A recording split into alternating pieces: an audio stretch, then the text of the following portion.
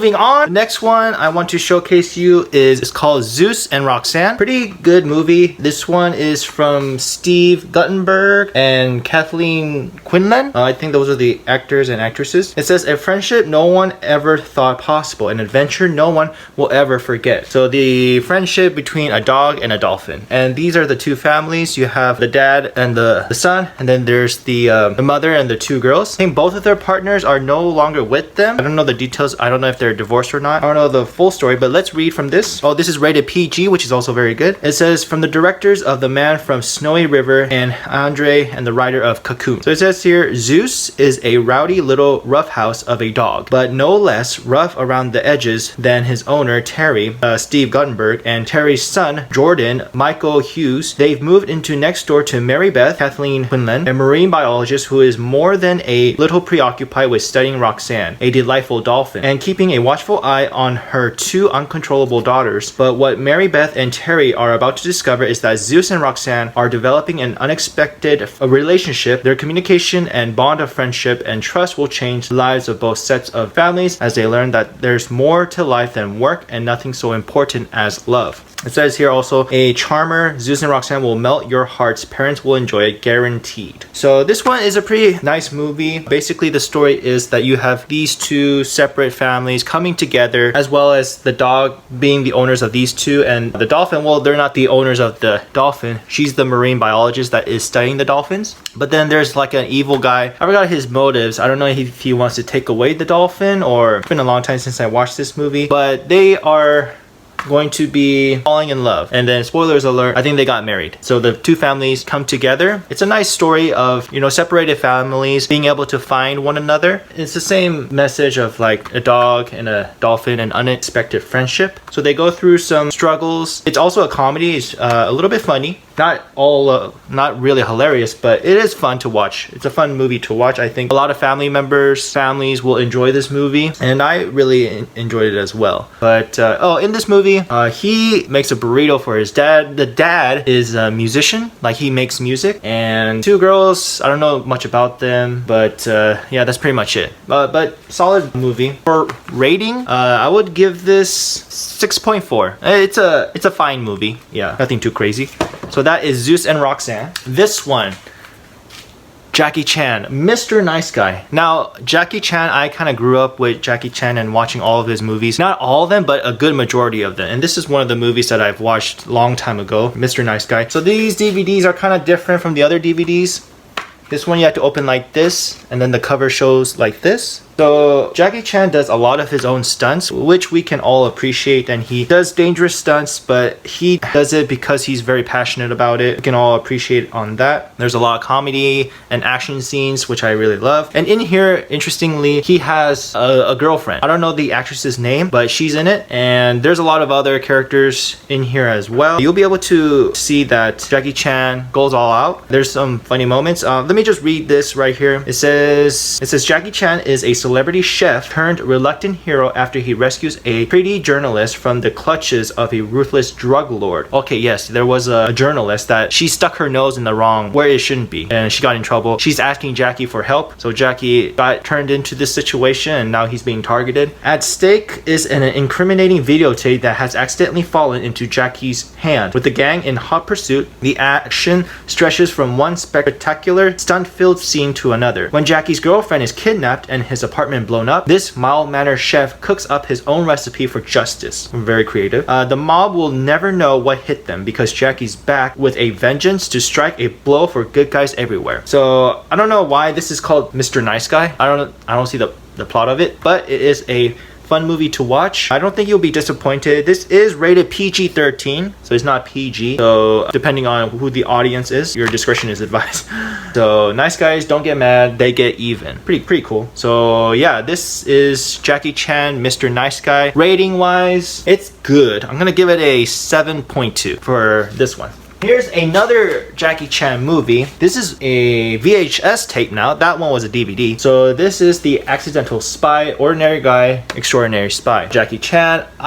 This must be so long ago because I only remember pieces of it, not the entire thing. But that means like I've watched it already. Jaw-dropping action. Let me just read the back. I remember this scenes in the picture. Crazy scenes here and there. Let me just read what's happening. Coming right off the explosive success of Rush Hour and Shanghai Noon, both really good movies. I recommend watching those. They are two of my favorites. Action superstar Jackie Chan now delivers even more big screen thrills. This time Jackie Chan rises to the occasion in a fun-filled story about an ordinary guy about to kick into an action-packed adventure. Jackie plays a bored, unsuccessful salesman who never thought his life would amount to anything. All that changes one day when he becomes an instant hero by foiling an attempted bank robbery, but this newfound fame uncovers an even bigger surprise. Jackie is actually the latest in a long line of professional spies. Then, as he travels to Turkey to meet the father he's never known, Jackie becomes entangled in a web of mystery and deceit that only he can unravel. Hilarious and endless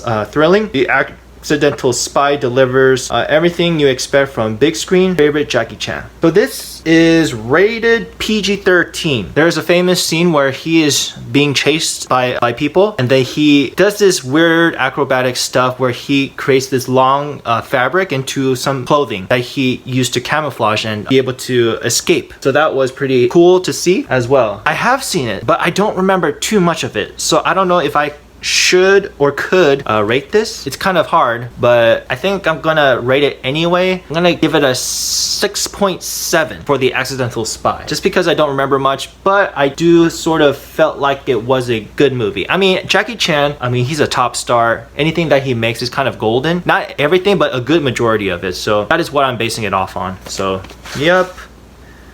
And I think I remember this scene where he's kind of flying, but unfortunately I don't remember much. But that is The Accidental Spy, also from Jackie Chan. This one is also a beloved classic, The Dead Poets Society by Robin Williams. Now, this has been a long time since I've watched this, but I do remember and feeling that it was very emotional, very good acting for everyone here on this movie, and it kind of reminded me of some other movies that had very inspiring messages, and I think Dead Poets Society was one of them. So this is PG rated, which is good. I think a good majority of people can watch it, kids included, with parental guidance, of course. It says here a Peter Weir film. I don't know what that means. Brilliant, remarkable, exceptional. No doubt about it. It says here he was their inspiration. He made their lives extraordinary.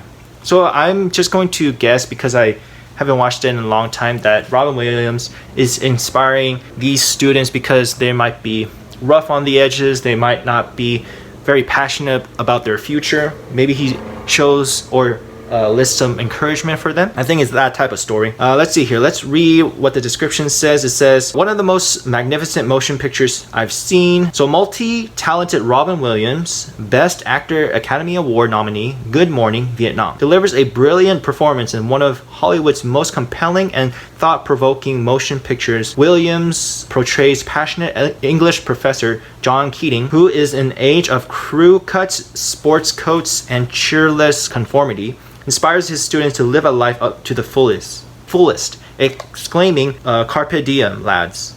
Well, that sounds familiar. In high school, we did a Carpe diem type assignment for our senior project or something like that. So I think this might be where it came from. I'm not sure. Seize the day. So make your lives extraordinary. The charismatic teacher's emotionally charged challenge is met by his students with irrepressible enthusiasm, changing their lives forever. Magnificently directed by Peter Weir, Witness. Okay, Dead Poets Society earned unparalleled praise among audience and critics alike.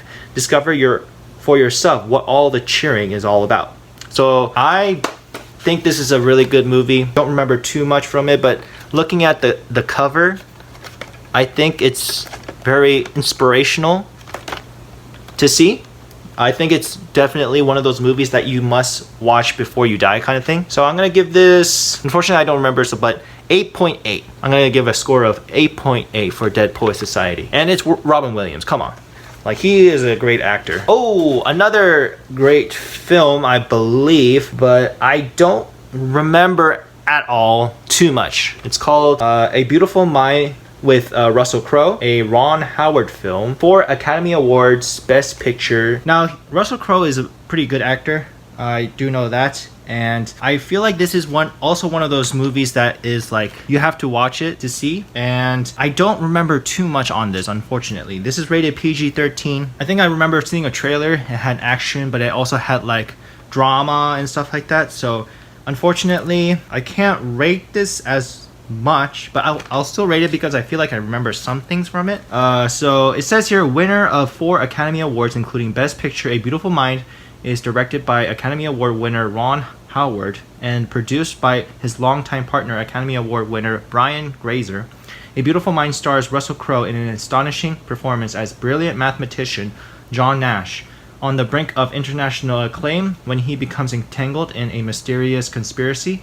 Now only his devoted wife, Academy Award winner Jennifer Connelly, can help him in this powerful story of courage, passion, and triumph. So I'm pretty sure there's a lot going on in this movie. I fortunately don't remember too much of it, but just judging from the cover and just trying to see what has happened. Okay, I don't know if this memory is very clear, and I just remember like there was someone that wrote like equations here and there like a madman, like just writing stuff on the board.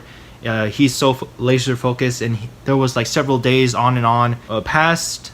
He's just focused on his work. He stayed up all night figuring out something. I think it came from this movie. I'm not 100% sure, but my gut feeling tells me that it did. I'll give this, just with all the information that I just know I have, I'll give it a 8.4.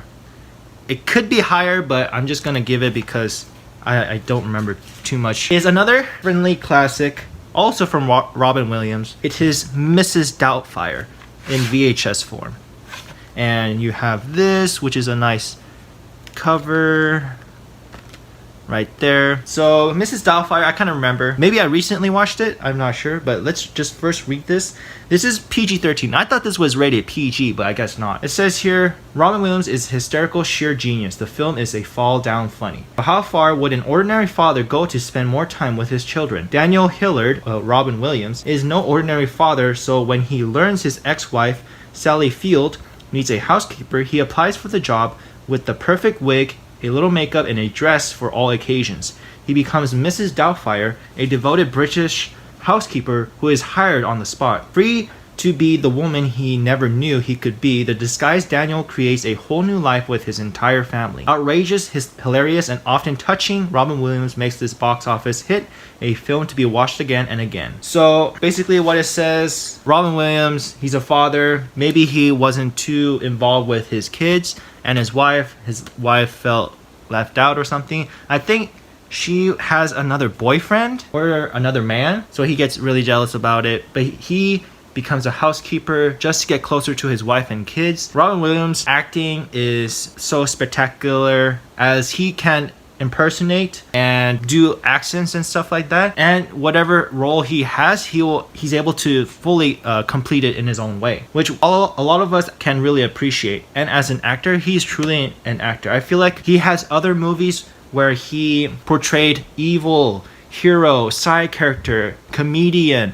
Like if you can do all of those different types of variety of ranges, I think you could truly call yourself a true actor. Not an actor that could just do one note and one type of character, but if you can expand your skills and able to completely immerse in all types of characters, I think you definitely have that talent or skill or actor or actress in you. So yeah, very solid movie, very fun to watch. Of course, hilarious, funny, a little bit of drama, a little bit of good messaging for all the audience to learn and see. So I will definitely give this an 8.2. I'll give this an 8.2 for Mrs. Doubtfire. Very good movie to watch. Another favorite. This is just a very fun movie to watch. I introduce you Slappy and the Stinkers. Very old movie. I think this is rated PG. Yeah, this is rated PG, which is very good. So families and kids can watch it. This is an old movie for kids. One sea lion, no rules. So the premise or the story of this movie, think about Free Willy, the killer whale story, and just replace it with a sea lion. That's just basically it. And you have 5 kids instead of 1. Now, I haven't watched Free Willy in a long time. I think I've watched it, but I don't remember at all about it. But definitely the story is somewhat similar. And this is the principal. He's like the butt of the joke kind of thing. He always gets, you know, as you can see, the kids are kind of like troublemakers. But let me just read first of what the story is about. So, Slappy and the Stinkers is loaded with non-stop laughs. This film is pure family fun. I would agree. The adventure of summer beacons to the Stinkers, a group of mischievous misfits, so named by Mr. Brinway, the principal, the wary headmaster of the summer program at upscale Dartmoor Academy. During a humdrum field trip to the Springville Aquarium, the Stinkers get the bright idea to kidnap Slappy and the sea lion and return him to his ocean home. Unfortunately, there's another sea lion napper on the premise, and he has other plans for Slappy's future in a Bulgarian circus. The Stinkers manage to get Slappy back to Dartmoor, only long enough for him to wreak havoc on Parents' Day and get the Stinkers expelled. Leaving the poor sea lion in the hands of the evil animal broker, the Stinkers will have to pull out all the stops to save Slappy from circus life and redeem themselves in the eyes of Mr. Brinway. So this is Mr. Brinway, the headmaster. These are the Stinkers. This is Slappy, the sea lion from the aquarium. Now, just real quick, Slappy cannot go to the ocean because there's a killer whale that will eat Slappy, so that's why he is in the aquarium, and that's what the kids realize later on. And sea lion that kidnapped the guy who kidnaps the sea lion, he wants to make money and train him to be a circus. And now this is like a slapstick comedy. This is very much like Home Alone as well. If you combine Home Alone and Free Willy together, I think this is what you get, Slappy and the Stinkers. It's a very fun movie. I would highly recommend watching it. I really enjoyed watching it. It's definitely one of my favorites when it comes to comedy, family fun, family-friendly movie to watch. So since I'm kind of biased on this movie, I'm going to give it a 9.1 just because it's one of my biased favorite. So definitely go watch it if you're interested. I've heard of this movie before, but I haven't seen this movie. If I did, it's been a long time. This is called Miss Congeniality. I don't know what this is, but she looks like she's trying to do like Miss America type of thing. Sandra Bullock, Michael Caine, Benjamin Bratt, and Candice Bergen. This looks like a good comedy. I don't remember much, but let's read this real quick. The season's freshest, funniest surprise. So it says here, her legs are waxed, her lips are glossed, her gun is ready. FBI agent Gracie Hart, oh interesting, is going undercover as one of the hopefuls eager to be the next Miss United States. But Gracie, whose idea of a fashion accessory is the set of handcuffs and she slaps on lawbreakers, doesn't have a beauty pageant bone in her body.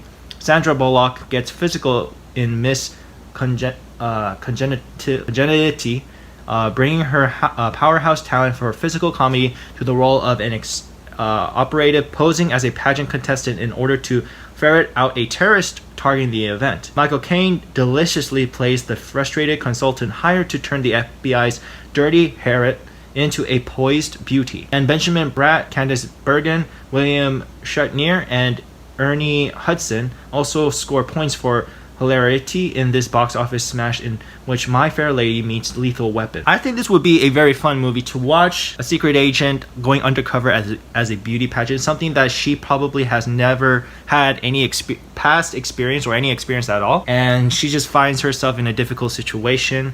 She has to do some acting, basically. Going undercover is pretty tough, especially if you have no idea what is supposed to be going on. But yeah, that is Okay, I'm not gonna say that word because it's very difficult to see, but I think this is a solid movie to watch. Unfortunately, I don't remember too much from it, so I'm not gonna rate it, but this is something that we had. Check it out. Ohana means family. Lilo and Stitch.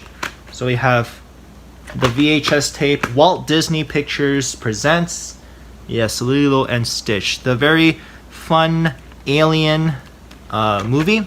Now, I have already gone over Lilo and Stitch, so I don't think I need to explain too much on it. It's very fun, action-packed, one of my favorite Disney films, of course, and it has action, it has comedy, deals with aliens, which you don't really see a lot, and Ohana means family, nice messaging, set in Hawaii, which is very unique, very different. So I'm gonna give this an 8.6 for Lilo and Stitch. If you want to see my thoughts on it, go check out the video that I made on it. Check this out. Now, come on.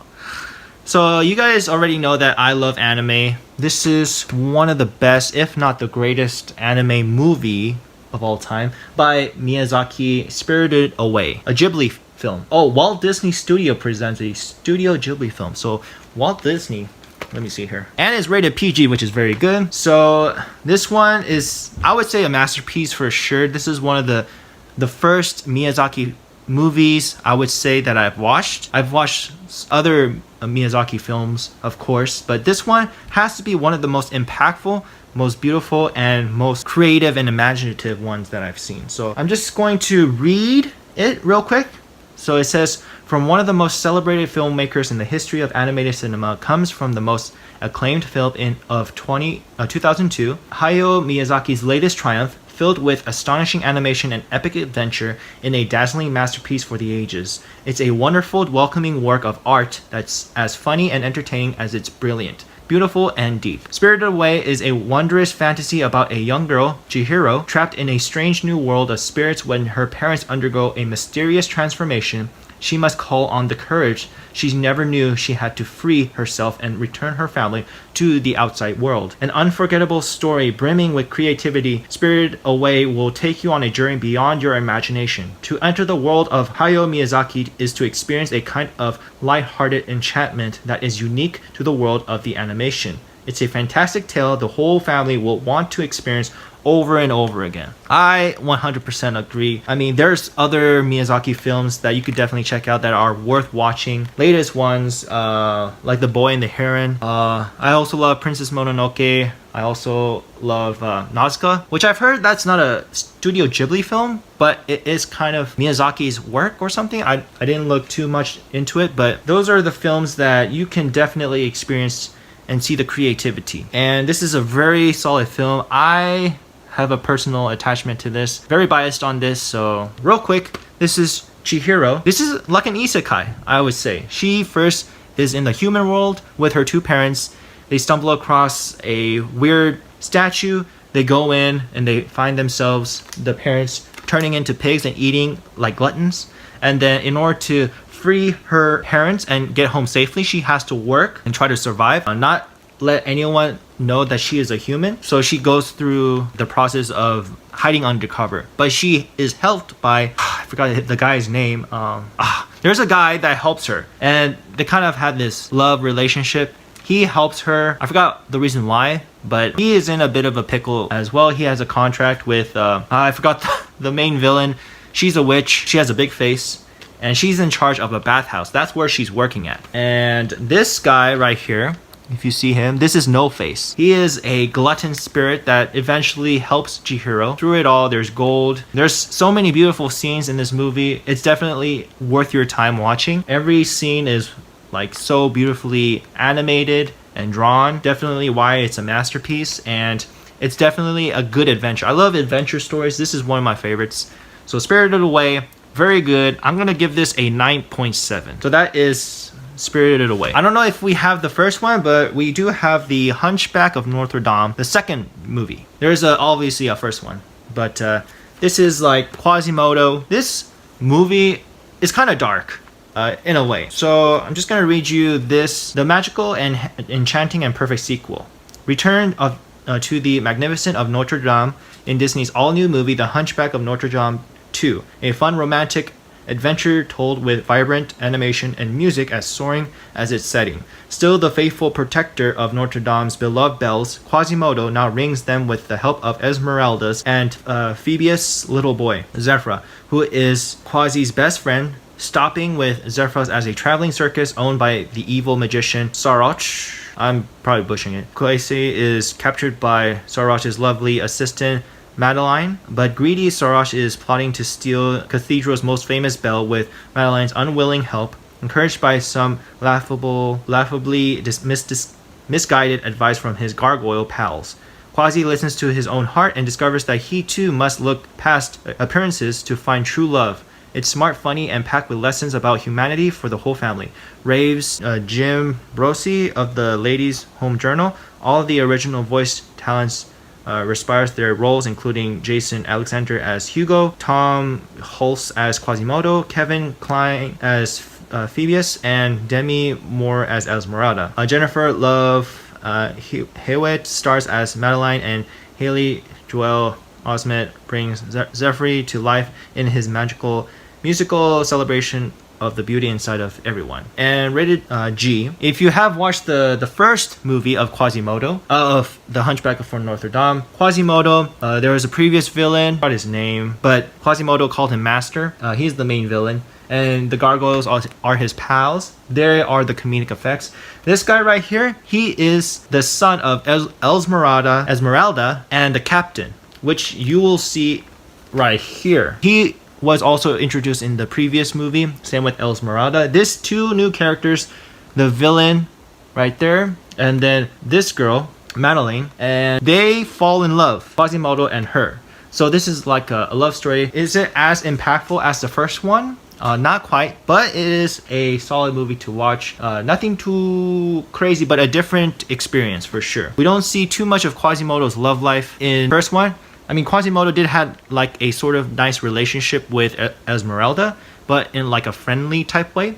This time, we have this girl having feelings for Quasimodo. Now, Quasimodo is not the best looking guy, of course, but we can see some drama, some romance. So it is a nice, fun movie to watch. Now, this one, I'm just gonna give this score 5.9. I'll give this a 5.9 for the Hunchback of Notre Dame, the number 2. We have Pokemon 2000, the movie, and it's kids. WB presents this. And it says, what is this? One person can make all the difference. So there's all the Pokemon there. This movie, I've watched this a long time. Lugia, you have Lugia, Articuno, Zapdos, and Moltres, Ash Ketchum, Pikachu, and all the other Pokemons.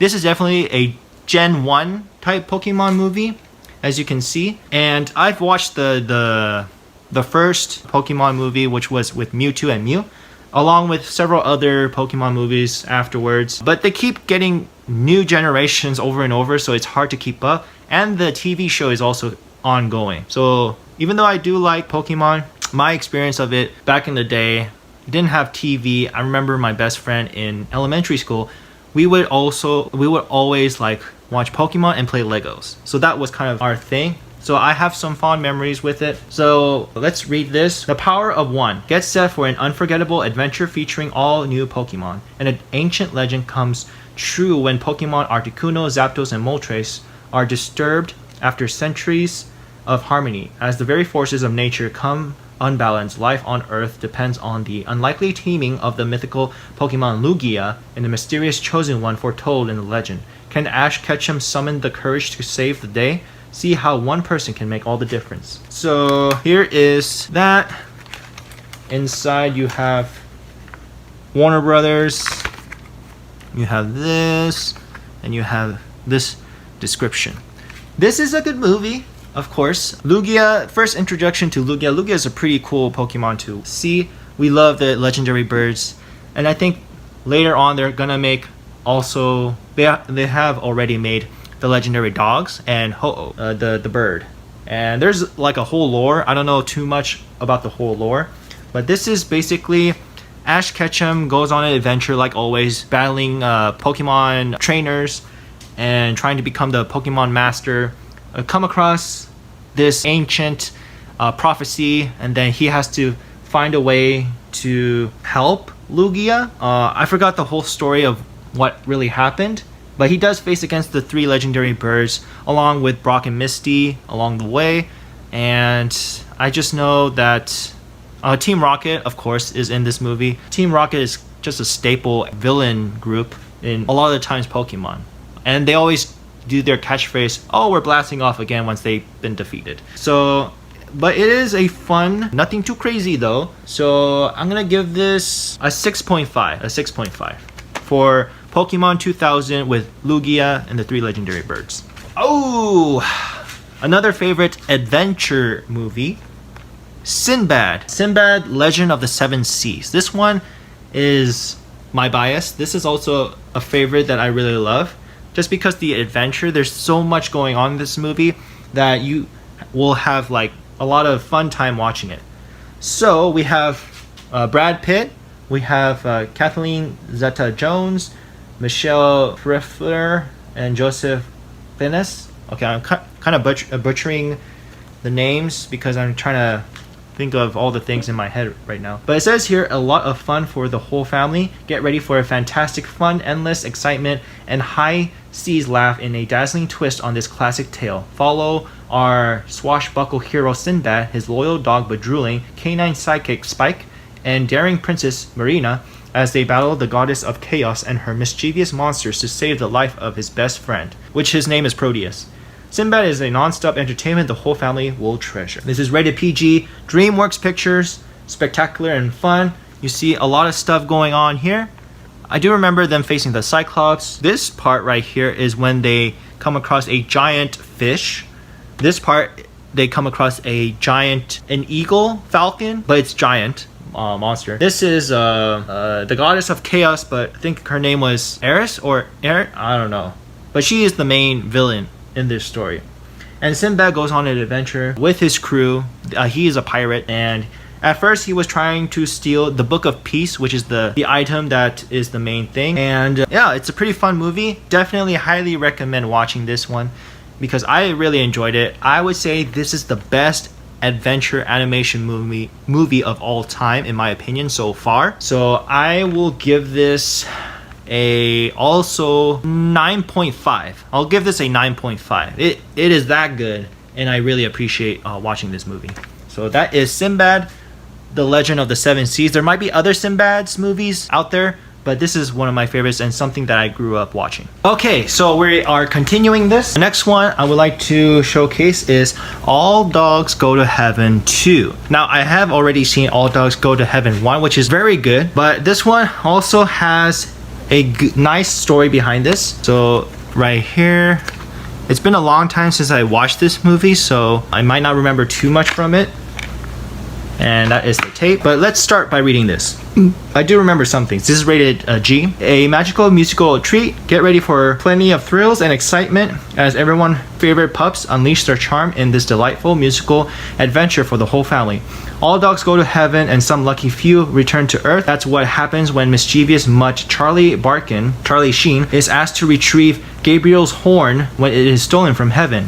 Seeing his chance to have some fun, Charlie recruits his sidekick Itchy, Dom DeLuise, and happily steps up to the challenge. Immediately, the two get sidetracked into trouble until a sweet young runaway boy and a beautiful Irish setter, Sheena Easton, set them straight. But time is running out, and if Charlie is going to secure the valuable horn, he will have to prove himself worthy of his wings by taking on two incredible villains in an hair-raising, breathtaking race to the finish. Featuring charming tunes from Grammy winners Barry Mann and Cynthia Wells, this lively tale of courage, love, and friendship is captivating entertainment and doggy good fun for all. Plenty of adventure and emotions. So this one is a fun movie to watch. So this is Charlie, the main dog, and his sidekick Itchy. And I forgot his name, of course. Maybe her name was Sasha, but she is the love interest of Charlie. Now, if you have seen All Dogs Go to Heaven 1, then you might have a little bit of background of what Charlie had to go through, why he is in the beginning in heaven, because he died, of course. Charlie and Itchy, and this guy was the main villain in the first movie, but he also died, so they're kind of in a different scenario. But he's still a villain, but you're going to also see another villain, which I don't remember too much, just because I forgot the name, but he is quite the villain if you see him in action. But it's nice to see. The first movie, we didn't have this character, the love interest for Charlie. The first movie, if I remember correctly, it was a little girl orphan who wants to find her family. She wants to be adopted. And Charlie and Itchy helps her find that family. And oh man, I forgot his name. T-Bone? I don't know. I think it started with a T or something. Nope. But he owns the girl because she has this special ability that she can talk to animals or hear them, and she knows exactly. So this guy, the main villain dog in the first movie, he uses her ability to win races and win bets. So that's why she is under him. But Charlie and Itchy sets her free and eventually let her find her own family, and she lives happily ever after. Unfortunately, Charlie and Itchy dies for her, which is a very heartwarming and sad thing to see. But they are, in this movie, in the beginning, going in dog heaven. And then they're on a mission to get the Gabriel horn. The Gabriel horn, of course, this guy has stolen it for his new villain master. I forgot his name, but I think he hates dogs. I think it's a cat villain. I'm not 100% sure. You probably want to watch the movie to find out for yourself. But this guy, the boy, I think he's not an orphan. He's a runaway. And her, we'll call her Sasha. I don't know if that's her real name, but she's been taking care of him. And we see all this drama where we see all this romance. And then I think eventually he finds out, hey, maybe I should go back to my parents. And then that's how the movie ends. And I think Charlie goes back to heaven along with Itchy. And the story ends like that. Pretty good movie, fun movie to watch. I will give this, it's not as good as the first one in my opinion. I'll give this a 5.4. Aha! This one is iconic classic OG princess story, Cinderella. So you have the VHS tape, we have the sides, we have the back. Everybody knows the story of Cinderella, right? So Cinderella originally was rich, a noble family.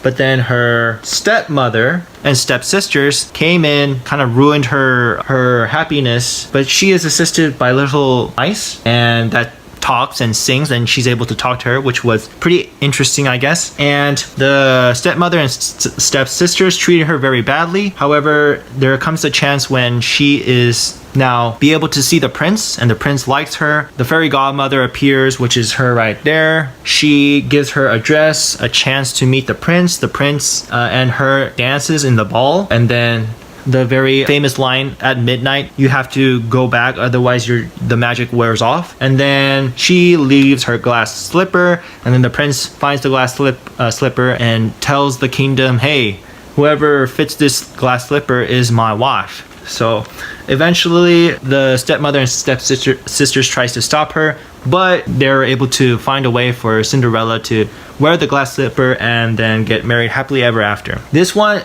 definitely, again, it's an OG. I've watched this a long time ago.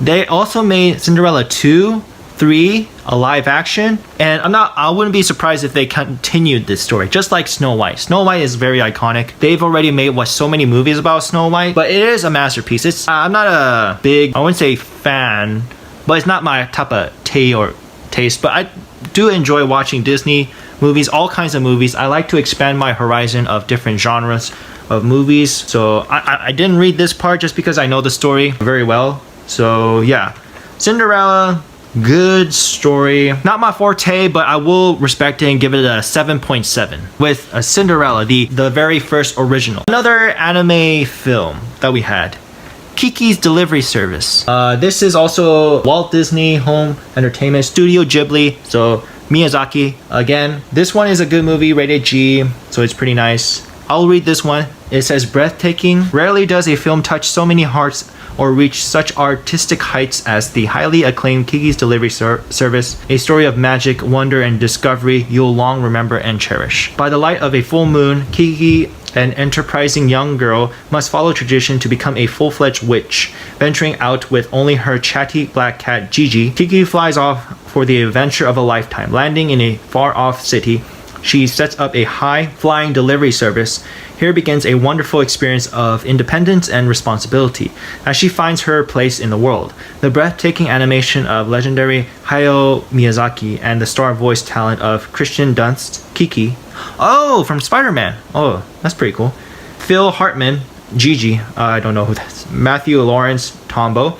And more make Kiki's Delivery Service soar with energy, excitement, and the kind of imagination that entertains again and again. So this one is a good solid movie as well. So Kiki She's a witch, typical witch, has a black cat, Gigi, and she goes out of her village to be independent and find her own way. So you see the story revolves around her trying to make a living. And eventually she lands on a job of being a delivery girl because it's very convenient for her because she can fly and make it to delivery to her customers. And you see, I think this guy's name is Tombo. He is the love interest of Kiki, and they sort of become friends. There's some drama, romance, comedy, adventure, of course. And these are some of the scenes that you will see in the movie. Oh, she works at the bakery. So the owner of the bakery, she's pretty nice to Kiki. She let her stay in the attic or a different room, and she's able to feed herself and feed Gigi. And sometimes you see her get down. She has a lot of different types of things to go over. So definitely a solid movie to watch. I like this movie very much. It is a solid, good movie to watch. I think everybody in the family could enjoy it. So for this one, I'm gonna rate it as a 7.7 for Kiki's Delivery Service. Another good movie that I would like to introduce is Spirit. So we have this right here, close up here. So it's called Spirit, Stallion of the Cimarron, from the studio that brought to you Shrek. Shrek is also a fun movie to watch, but I'll just read, it's rated G. It says here, the best animated story since The Lion King. Ooh, very high bar there. From the studio that brought you Shrek, a winner of the first Academy Award for Best Animated Films, comes Spirit, Stallion of the Cimarron.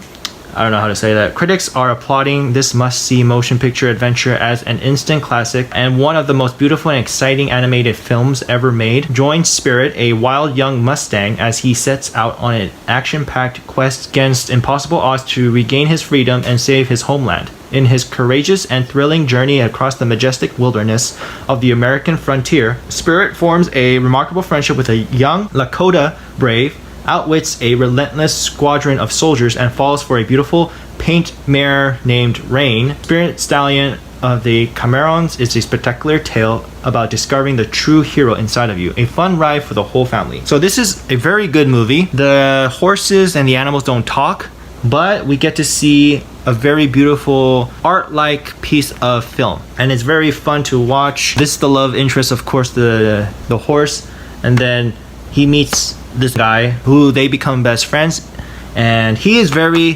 hard-headed. I guess he's very independent, of course, but he always tries to go his own way. And there's a lot of scenes where he goes through a lot of struggles, and this guy, the main villain here, he is quite the villain, but they go through a lot of hardships, but in the end they're able to overcome it. And I think this is a family-friendly film, of course. DreamWorks film here, and definitely good film to watch. So I'm gonna rate this a 8.7. It is a very good film to watch. I liked it. There's suspense, there's action-ish, and I think you'll enjoy it. So that is Spirit. I'm not gonna say the name again. Okay, so this movie, I remember talking about this in my previous video, that it is a movie that I've been wondering for a long time. I've been wanting to know what movie was I thinking of, and this is the movie, Road to Bali. This is like the 1900s, middle 1900s. It's an old movie. Look, it's like black and white, but this is a fun film. I've talked about this in my previous video, so I'm not going to get into too much detail, but this is the film that I've been wondering and searching when I was looking at G-rated movies that are live action and non-animated. This was one of the movies that I was thinking during the process, and this is a fun movie to watch. This one, I'm going to give this 6.7. I'm going to give this a 6.7 for Road to Bali. If you want to see what my thoughts are on this one, you could see the previous videos on it. This is a classic G-rated movie, The Sound of Music. Also has some historical parts to it, and this is Academy Awards, and it's an iconic movie. I think a good majority of people in the older generation might know this, and there's some songs that you might remember, who knows. I'll just read it real quick. The Sound of Music, the most popular movie musical of all time, is a heartwarming, inspirational, and true story based on the lives of the Trapp family singers. Julie Andrews is Maria, a spirited young Austrian woman studying to take her religious vows. Suspecting that Maria's true calling may lie outside the convent, the Mother Superior arranged for her to leave the convent and become governess of the children of the autocratic widower Baron von Trapp, bringing warmth and music to the strict household of the reserved former naval captain.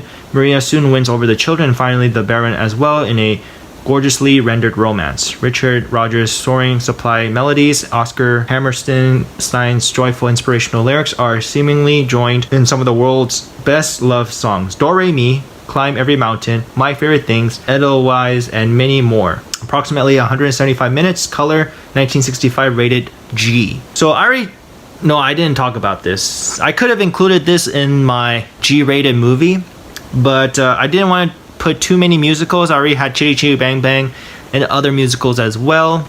So, but this would also be a solid choice to watch. This is kind of like, she is more free-spirited. This guy is more strict because he's from a military background. And then he has, 10 plus children, which is a lot. Or is it 9? I forgot. But they all go through ups and downs, but then they fall in love. And then I think this is during the time where they have to run away. So, or Germany attack. I'm not sure on the specifics, but very good movie to watch. I think it's a fun, comfortable movie, maybe to some people. The Sound of Music. I'm gonna give this a rating 7.6. So that is The Sound of Music, which is an iconic classic. Oh!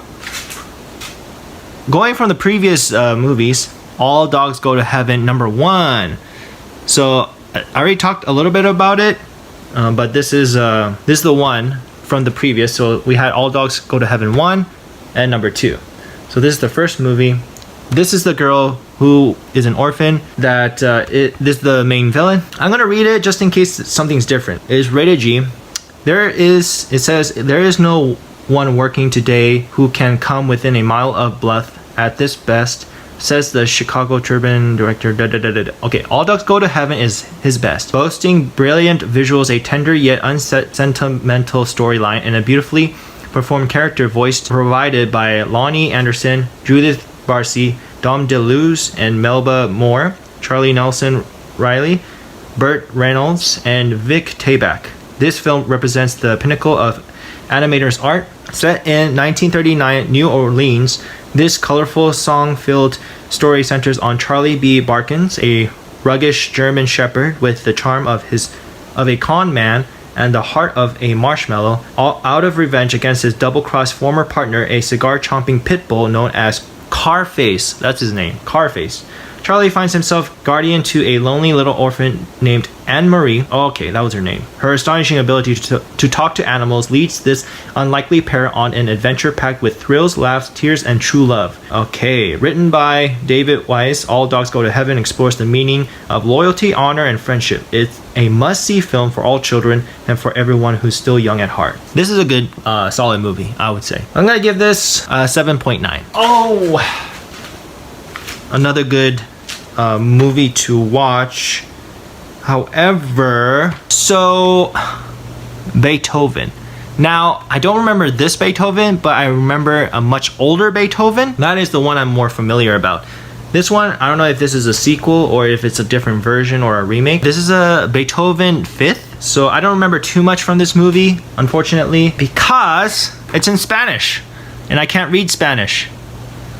Maybe someone who can read Spanish might be able to tell me what this story is about. I don't know if in this movie it's just speaking in Spanish or if it's speaking in English and just has Spanish subtitles, or if it's Spanish and it has English subtitles. I don't know. So I can't, I know it's rated G. That's all. And the description I can't understand because it says like, Cuando será lleva Beethoven pastor las... Okay, see? So I can't rate it. I can't talk too much about it. So that is just Beethoven the Fifth, I guess. Okay, so the Beethoven movie that I grew up and really loved watching, and it was like a wholesome movie, was Beethoven 1992. So I remember clearly on that movie more than the Beethoven Fifth. I have no idea what that movie was or what it was about. But this movie, I want to talk about it because it's one of my top favorite movies about Beethoven. Pretty sure since I've seen Beethoven the Fifth, there might be some more, or second, third, fourth, I don't know. There could be sequels of Beethoven, but the Beethoven that I grew up watching was the year 1992 Beethoven. And I remember it somewhat vividly and clearly. Also, an interesting note is some of the cast members. The two henchmen that I was able to recognize then on, but didn't before, was, let me introduce you to Stanley Tucci and Oliver Platt. So those two, I was really surprised in seeing them in this movie. It's been a long time, so I did not recognize them in the beginning, but seeing them in that old movie was kind of charming. This is a very wholesome movie, very charming, very lovable. It's about a family getting to know a dog when the dog was very little. It is a puppy, Saint Bernard, that got lost. Actually, what happened was in the beginning, Beethoven was in the pound or was in the pet shop, but then he was kidnapped, these two henchmen that I mentioned earlier, to a evil veterinarian doctor who his plan was to do experiments on the big dogs for test of ammunition. So that was kind of the plot of the story. So Beethoven at a young age was able to get away, and he was able to be with a new family. The Newtons family wanted the dog, the kids wanted the dog, and the wife too, but the father, the husband, he disliked dogs. Why? Because Beethoven always made a mess, like disgustingly mud, slime, saliva, and he was just making a mess, dirtying everything, and the father, the husband, did not like it at all. He was so angry at the dog for making all of this work for him, and he has to do all the cleanup.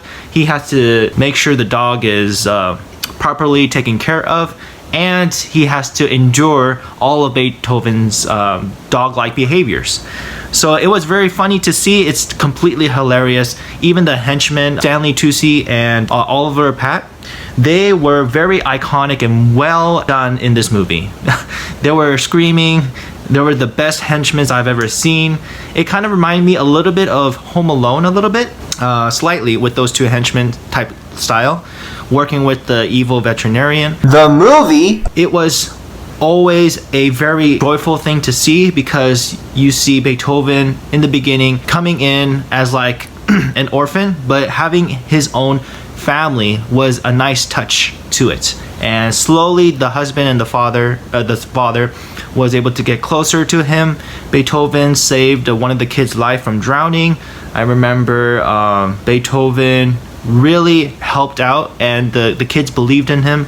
There was a scene where the veterinarian tried to frame Beethoven by putting in fake blood and hitting Beethoven. The doctor was trying to rile him up into attacking him, so that way it looks like Beethoven is still have rabies or like have like some aggression, which is totally false. He's the one that made that up, that setup.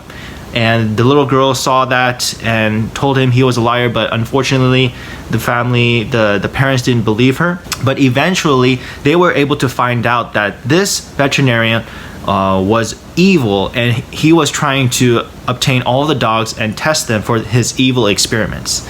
So thankfully the family got together and able to rush in to save Beethoven, and Beethoven and the other dogs that were caged in with him was able to be free and be able to take revenge kind of on the evil veterinarian and the two evil henchmen.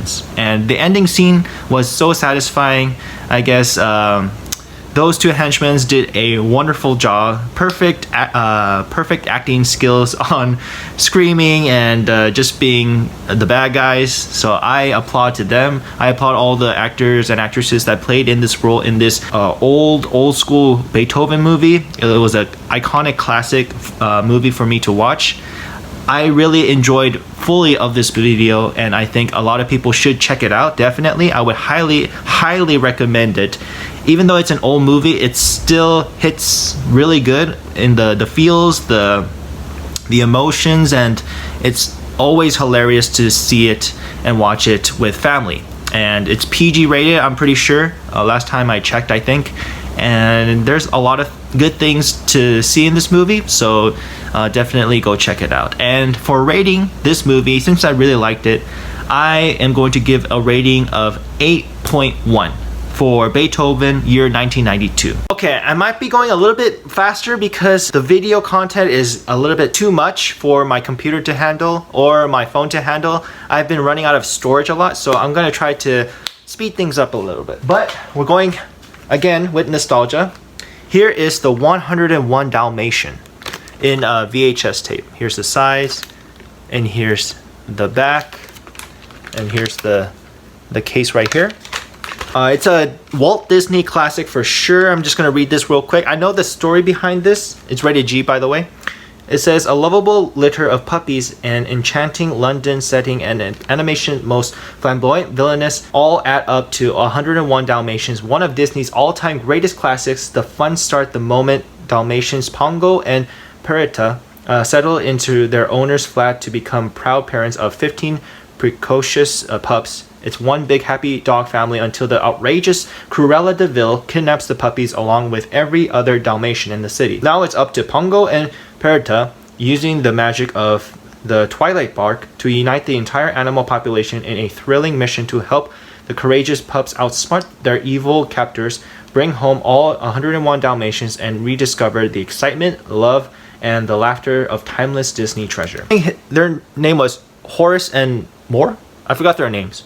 But these two are the ones that kidnapped the puppies, and that is Pongo and that is Peretta, the mom and dad. And these are their owners. I forgot their names.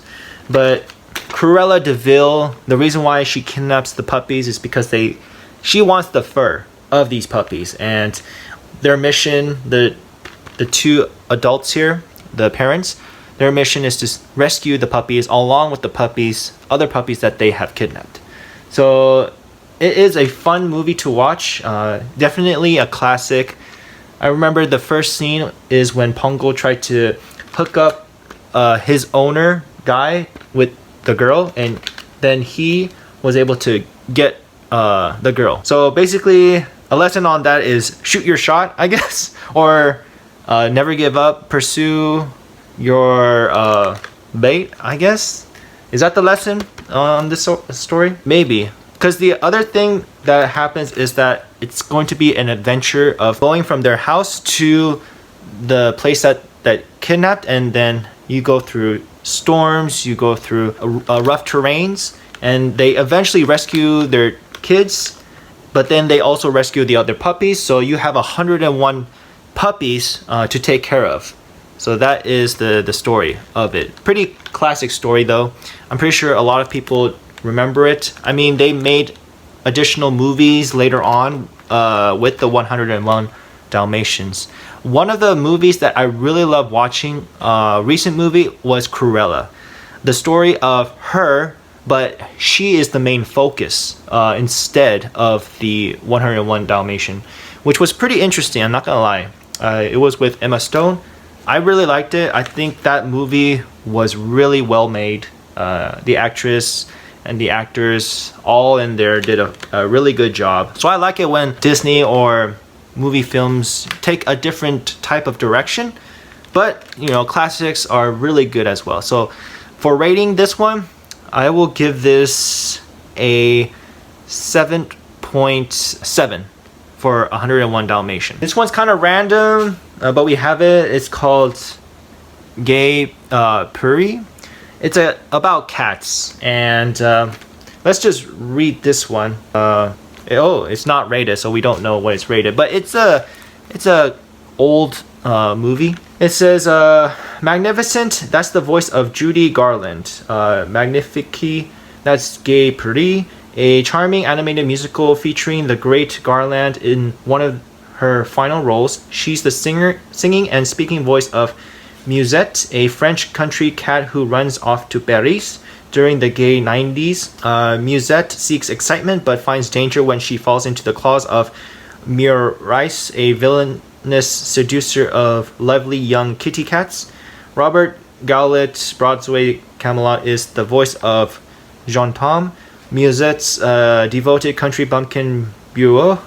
Red Button Sayonara is Drawn's Tom's pint-sized sidekick Robespierre, who joins the searching for Musette. And Hermine Jingle, Gigi the Music Man, brings her splendidly imperious tones to the role of Mime. Rubens Chatet, a nefarious crony of Maurice. Okay, I'm butchering all these names. I apologize. These are all like French, and I don't speak French at all. So here we go. Gay Prix features 8 joyous original tunes by the Wizard of Oz Oscar winner Harold Arlen and E.Y. Harburg, and a clever story co-written by animation giant Chuck Jones. Take My Hand, Paris sings Musette in one of the film's happiest moments. Take Gay Prix and join the fun. This is an okay movie. It does have a lot of singing musicals, which is nice. So basically, this cat here, this young cat, wants excitement. She wants to explore the world. She's been living in like a rural town-ish, so she wants to expand her horizon type of thing. He is in love with her. This is his sidekick. They go through this guy. He's the evil that tricks her in saying like she's gonna be a star, but really he's just taking advantage of her. So he comes to the rescue. He goes through train and hardships and trying to fight for her and her safety. So it's a simple film and movie. So I would say for the rating, I'll give this a 5.8 for Gay Prix.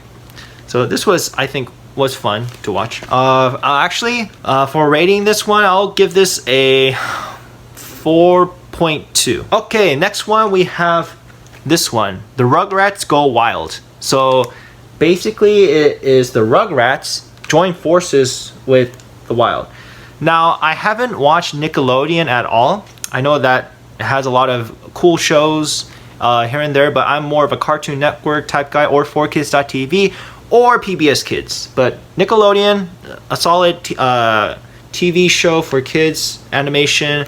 But I enjoyed this movie as well. So this is rated PG. I'm just going to read this real quick. So the Rugrats family vacation takes an exotic detour when their boats capsize and they become shipwrecked on a deserted tropical island with the jungle as their new backyard. The babies race wildly from one dangerous adventure to the next, soon to discover that someone else is on the island. It's the Wild Thornberrys, yes, the family, on an island adventure of their own. When these two families get together, the excitement really starts. Nigel thinks the babies get trapped in a perilous jam and must be rescued, and Spike speaks, featuring Bruce Willis as the voice of Spike. Really? Bruce Willis as Spike? Oh, I did not know that. Do the Rugrats ever get off the island? Will the babies be saved? Will Nigel ever grow up? Watch this zany family film and find out the answers as the Rugrats take off on one wild adventure. So the only thing I remember is there's like a cheetah or a jaguar that attacks them. That's one of the villains. Her and her kind of form a bond. She considered herself as a princess. She calls her Princess Tiki or something. They have like a submarine type machine that she takes without permission. He's always whining about stuff. This guy is crazy. He's a jungle freak, but he is very useful at times when situation gets dire. The dog is trying to protect his babies. He's trying his best. These two animals can talk. They have conversation. She is very talented. She also has her own movie that I've watched where she tries to save was it cheetah jaguar from the poaches. There's a movie about that, but she can also listen and talk to animals, which I think is a cool special ability that she has. But yeah, having these two different TV series joined together is always fun to watch. I think this was a pretty solid movie to experience as well. And yeah, fun adventure. For rating wise, I'll give this a 6.2 for Rugrats Go Wild. 6.2. Okay, next one we have Aladdin. Not the beginning one, but this is Aladdin and the King of Thieves. This is probably talking about the 40 Thieves. So we had this at VHS tape. I think we did have the first one, the original Aladdin. I don't know where it is, but yeah, Aladdin was also a very classic, iconic movie. If you know the song "A Whole New World," that came from Aladdin. We got a genie, Robin Williams, of course. We got Aladdin and Jasmine, power couple. And I don't remember too much from this movie at all. I do remember the first one more than this one. But I think if we're talking about the 40 Thieves, I think we're talking about like gold, treasure. But let's see what it says here. It says, everyone's third wish comes true in Aladdin's ultimate adventure when Robin Williams returns as the voice of Genie from the Cave of Wonders to the Vanishing Isle. Disney's Amazing Aladdin movie trilogy finishes as it begins with magical musical history-making entertainment. People near and far are heading to Agrabah as the royal wedding of the century is about to take place, but before Aladdin and Jasmine can say I do, the legendary 40 Thieves spoil everything in a desperate search for the powerful hand of Midas, the ultimate treasure that turns all it touches into gold. Oh! When the dust settles, a mysterious all-knowing oracle reveals that Aladdin's long-lost father is still alive, sparking a quest that leads directly to a dangerous secret den of the King of Thieves. Will Aladdin ever find his father? Who will control the mighty hand of Midas? Will Aladdin and Jasmine finally get married? All the answers await you in Disney's spectacular song-filled, action-packed finale, starring everyone's favorite characters from Aladdin. So I'm assuming this guy right here is Aladdin's father, which is a pretty interesting concept. We never get to see Aladdin's father in the previous movie. It was just Aladdin and Jasmine getting married, and that marriage being ruined. It kind of feels a little bit similar to like Pirates in the Caribbean, if you've watched that movie, the first one. And then the second one talks about the marriage. But this seems like a good time, fun, entertaining movie about 40 Thieves. It has a little bit more stakes and a little bit more suspense, I believe. So very solid movie. I just remember like pieces of it, so I don't think I could rate this at all just because it's not enough for me to give a rating. But this is something that we had in a VHS tape. Unfortunately, there's no tape here. I don't know where it went, but that is Aladdin and the King of Thieves. And we have this one, the next one, the Swan Princess. So I don't know if this princess is kind of inclined by the Disney princesses. I don't think so. I don't know why. But this one was a nice movie. So this one's rated G. I'm going to read this real quick. It says, from the directors of Fox and the Hound comes The Swan Princess, a magical musical animated adventure based on the classic fairy tale Swan Lake that captured the hearts of audience around the world. The winner of the Film Advisory Board Award of Excellence and the Parents' Choice Awards is the heartwarming story of the beautiful princess Odette, who is transformed into a swan by an evil sorcerer's spell. Held captive as an enchanted lake, she befriends Jean Bob the frog, Speeds the turtle, and Puffin the bird. Despite their struggle to keep the princess safe, these good-natured creatures can do nothing about the sorcerer's spell, which can only be broken by a vow of everlasting love. Universally cheered and revered by audience around the world, The Swan Princess is bursting with color, dazzling animation, beautiful music, and featuring the vocal talents of Jack Palance, John Cleese, Stephen Wright, and Sandy Duncan. It's a rousing adventure you'll want to relive again and again. This was a pretty good movie to watch. I remember vividly, like these two, when they were kids, they did not like each other. This was kind of like the time when she was a little kid. She wasn't that, I guess, pretty looking, but when she's grown up, she becomes beautiful. Kind of like the ugly duckling into a swan type of reference, which was, I think it was pretty clever. The puffin, there's the frog, and then there's the turtle. The three animal characters that help with the main character.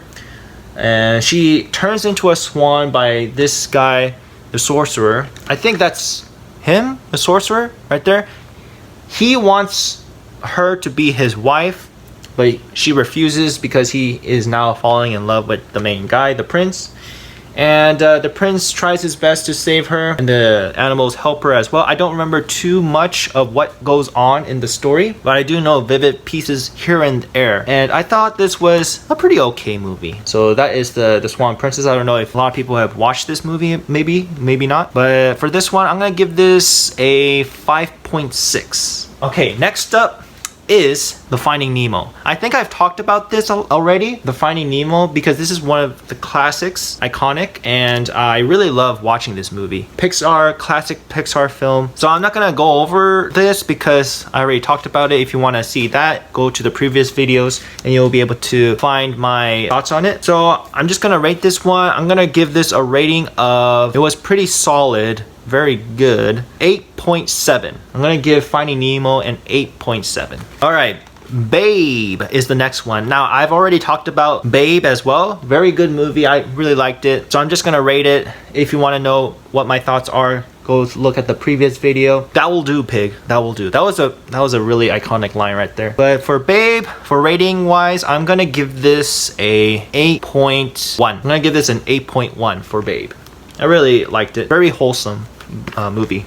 Next up, we have Chicken Run. Also a movie that I've already talked about. So if you want to see my thoughts on it, look at the previous videos. So Chicken Run was also my all-time favorite claymation movie, and I've talked about what it is about in the story. So I'm gonna rate it real quick. This one is one of my biased favorites, so I'm gonna give this a 9.4. So Chicken Run, 9.4. And I've also seen already the second one. It was Chicken Run the Nuggets. It was a pretty nice movie. It is the continuation of Rocky and what was her name? Ginger! Okay, we're kind of going towards the end of this video because there's so many movies. I just want to go over them real quick, but it seems like it's not going to be that quick because I'm explaining like, what, 10 plus movies or maybe more. My other favorite, Jackie Chan, Shanghai Noon with Owen Wilson. So one of my favorites, must say, it says, so I'm just gonna read real quick. I remember this story. It says, two cultures collide when East meets West in Shanghai Noon, a wildly hilarious stunt-filled action-adventure comedy starring the death-defying action hero Jackie Chan, Owen Wilson, and Lucy Liu. Oh yes, Lucy Liu. Chan plays Chinese Emperor Guard Chon Wang, who highlights it to the wild and woolly West to rescue beautiful kidnapped Princess Pei Pei. When he meets up with laid-back outlaw cowboy dude Roy O'Bandon, the best mismatch